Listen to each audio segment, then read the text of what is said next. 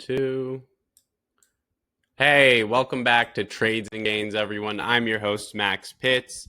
And, well, this is your favorite corner of YouTube where we make sense of the markets without sounding like a Fed press conference or, better yet, CNBC in the background. Today, we're breaking down the wild ride we just had. The S&P 500 cracked 6,000. Tesla bounced back from a mini meltdown. The jobs report beat kinda, but don't let the confetti fool you. There's plenty of weird under the hood. So buckle up. We've got options flow, Musk Ian drama, and what's coming with CPI and China talks next week. But don't worry, we're going to cover that more in depth on Sunday. Let's go ahead and dive straight into it, though. So our market snapshot for the day, yes, stocks were partying hard on a Friday, like their parents were out of town. The S&P 500 is back up 1.03%, and that let it cross over that 6,000 mark for the first time in months. Cue confetti emoji. Dow Jones is up 1.05%. This was helped by industrials and consumer names. And the NASDAQ was up 1.2% by, you guessed it, Tesla and Microsoft. And then the 10-year Treasury yield dropped to 4.32%. Why? Because the economic data said, hey, things are cooling off just enough for you to hope again. But hope isn't a strategy, especially when Musk and Trump are moving the markets with their feelings. Let's talk about the weirdest subplot in the markets this week, though. Trump versus Musk. On Thursday, Elon was threatening to pull NASA support. On Friday, he backed off. Trump suddenly chilled out on the bashing subsidies. The result, Tesla bounced 3.67% after face planning 14% on Thursday. That's a $90 billion tantrum reversal. But let's be clear, this isn't peace, it's halftime right now. These two are now headline risks, a volatile generator, like if Logan Paul and Jeff Bezos were tasked with running macro policy. Would not be a good combination for anybody. Now, we also had a strong jobs report, which was the main event for May. Here's the top line.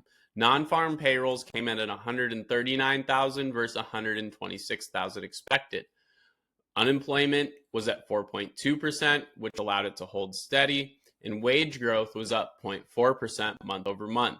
That's plus 3.9% year over year.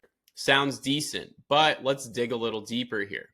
Prior month revisions are down 95,000 jobs. Job growth is absolutely slowing and wages are still climbing, not what the Fed wants to see. In plain English, this means the economy is cooling, but not in a straight line. It's like trying to land a plane that keeps deciding to do backflips. And of course, Trump's reaction was subtle. Go for a full point cut, rocket fuel. Rocket emoji. Jesus Christ. I don't know what we're going to do. That's not good. Anyways, the Fed is going, let's not pour rocket fuel on inflation again. Thanks. They did that last year. And again, we had buyer's remorse out of the wazoo in August. So, God, I hope that doesn't happen. However, odds of a September rate cut went up slightly, but the Fed is still hawkish. They're waiting on more inflation data here. Now, let's go ahead and talk about some of our favorite prints from our favorite option software investor central club.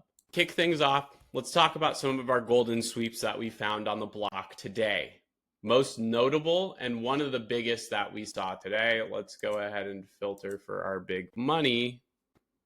Here we go. So first up, we had NVIDIA. Hold on. About our big money flow for the day, we had NVIDIA come in. It looks like this might be a straddle because we had 29 million come in for the $140 calls due for 11/21, but we also had 21 million bought in puts against that same strike at 140. So it looks like someone is looking to protect their profits either way here. For SPY, we saw some big prints, the $480 and $515 put for July 25th of 2025, 150,000 contracts, 10.2 million and 9.8 million respectively on these block trades. The context here is someone's not buying the rally. This kind of size says hedging for a storm or straight up downside conviction. Tesla, we also saw the $150 put. That was another weird one. 2,000 contracts at a 24.50 average on a $5.36 million block. A 2027 expiration on this, that's not a trader, that's a whale with a thesis, either protection on long shares or a bet that Tesla has rocky roads ahead. AMD, we saw the $120 put. This saw 2,999 contracts at a $2.43 average. This was a $7.29 million sweep. The context here is the AI darling with a bearish twist. Big money is betting on weakness here.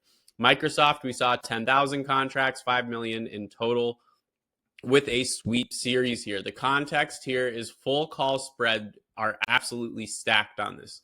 They're all bullish, multiple prints with steady sizing and strong belief in tech strength. Now let's go ahead and flip over to our unusual segment where we talk about where things get a little bit weird. Tesla actually was the first one we saw with some rocky roads ahead, we can say. 1,937 contracts on the $300 calls here. We saw $17 average for a $3.29 million sweep. The counter to the bearish long-term puts, bull versus bears in full effect. We also saw some Broadcom, $250 calls, 2,764 contracts at a $14.49 average for a $4 million block there. Quiet but bold call buying in semis, bullish undercut for Broadcom, but they also did have a strong earnings, so that is most likely why. And we also saw a big-ass dark pool order for it, so there could be context behind this after all. Microsoft, we saw the $505 call 4 times again. 4 blocks, 2,500 2,500 each, 10,000 contracts, $5 million sweep. When it hits multiple times in the same minute, it's algo driven or a fund level conviction here. Now let's go ahead and talk about our dark pool. We saw 717 million in not one, but 2 matching QCT prints. Context, that's serious size, possibly ETF rebalancing, but still worth noting. Given the options flow, is this heavy hedging? We also saw Broadcom, as I mentioned earlier, we saw $272 million at the $250.73 spot. The context here, it matches that bullish call block we just talked about. Is this institutional loading?